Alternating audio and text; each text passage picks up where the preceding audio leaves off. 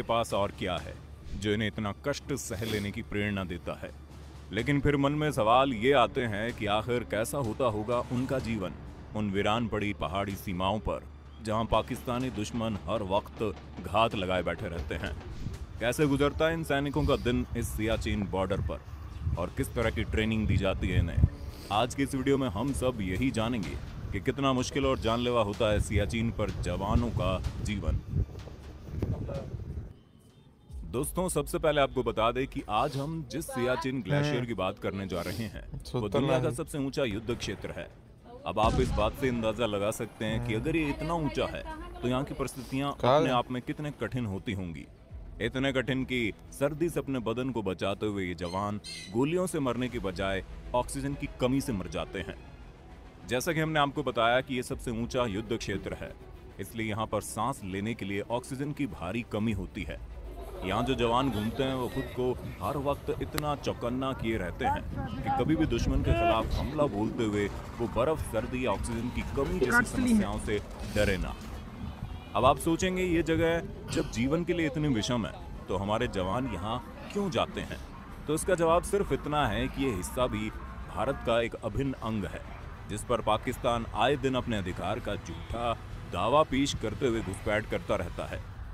इसलिए इस बर्फीले रेगिस्तान में देश के जवानों की तैनाती और उनके वहां के सर्वाइवल के लिए सरकार हर दिन करीब 4 से 8 करोड़ रुपए खर्च करती है। आप इसी खर्च से अंदाजा लगा सकते हैं कि ये जगह देश की अभिन्नता के लिए कितनी जरूरी है। इतने कठिन परिस्थितियों के बावजूद इस जगह देश के करीब 10,000 जवान हमेशा तैनात रहते हैं।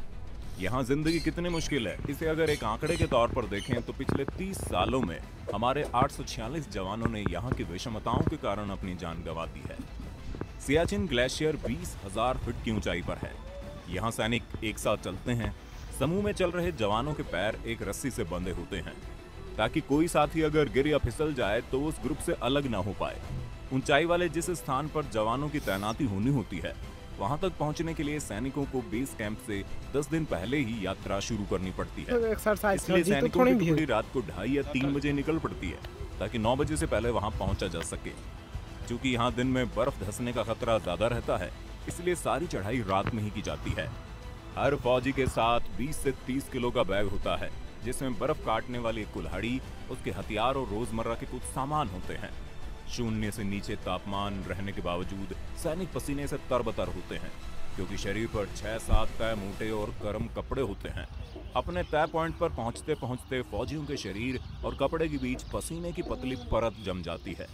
गर्मी बढ़ने के साथ इन परतों के टूटने की आवाजें सुनाई देती है। अपनी जान पर जोखिम लिए ये किसी तरह अपनी पोस्ट पर तो पहुंच जाते हैं, लेकिन वहां की परिस्थितियां किसी राक्षस की तरह ही इनका स्वागत करती है।